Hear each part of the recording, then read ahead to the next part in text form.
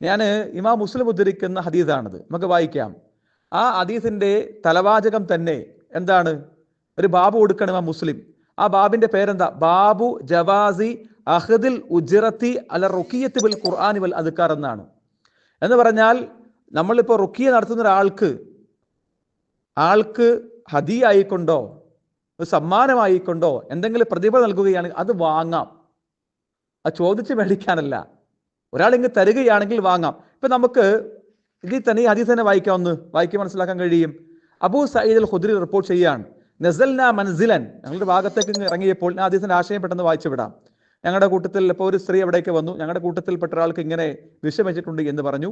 നിങ്ങളുടെ കൂട്ടത്തിൽ ഫഹൽ ഫീകും മിൻ റാഖ്, ഒരു റുക്കിയ മന്ത്രിക്കുന്ന ആൾ വല്ലതും ഉണ്ടോ? അങ്ങനെ ഒരാൾ ഞങ്ങളുടെ കൂടെ ഒരാൾ വന്നു, അയാൾ അദ്ദേഹം റുക്കിയ ചെയ്തു കൊടുത്തു. ഫാത്തിഹത്തുൽ ഉമ്മുൽ കിതാബാണ്, ഫാത്തിഹ സൂറത്തുൽ ഫാത്തിഹ ഓതി. അങ്ങനെ അദ്ദേഹം അതിൽ നിന്ന് പിന്നെ മുക്തമായി. അദ്ദേഹം ചോദിച്ചിട്ടില്ല, അങ്ങോട്ട് കൊടുക്കുക ഇത്. വസക്കൗഞ്ഞ ലബന, അങ്ങനെ ഒരു ആട് കൊടുത്തു. അതിന്റെ ലബൻ ഒരു എന്ത് ചെയ്യുക, അത് കുടിക്കുകയും ചെയ്തു. ഇതാണ് അവിടെ കാണാൻ കഴിയുക. ഒരിക്കലും ഈ ഹദീസ് ഉദ്ധരിച്ചുകൊണ്ട് ഇമാം മുസ്ലിം പോലും പറഞ്ഞിട്ടില്ല ഇത് നിങ്ങൾക്ക് ചോദിച്ചു വാങ്ങാം, റുഖിയ നടത്തുന്നവർക്ക് പ്രതിഫലം ചോദിച്ചു മേടിക്കാം എന്ന് എഴുതി ഇവിടെ ഈ ബാബിൽ തന്നെ ഇല്ല. ഇത് തരികയാണെങ്കിൽ എന്ത് ചെയ്യാം? ഒരു സമ്മാനമായിട്ട് ഇപ്പോൾ ഒരാളുടെ, ഇപ്പം നമ്മൾ പിന്നെ ഒരു റുഖിയ നടത്തുന്ന ഒരാളുടെ ആ റുഖിയയിലൂടെ ഒരാൾ രോഗത്തിൽ നിന്ന് ഭേദമാവുകയാണെങ്കിൽ അയാൾക്ക് സമ്മാനമായിട്ട് കിട്ടുന്ന എന്ത് ചെയ്യുക, അല്ലെങ്കിൽ അയാൾക്ക് എന്തെങ്കിലും നല്ല സന്തോഷമായിട്ട് കൊടുക്കാൻ വാങ്ങാം. പക്ഷെ അയാൾ ചോദിച്ചു മേടിക്കാൻ ഒരിക്കലും ഈ ഹദീസ് തെളിവല്ല.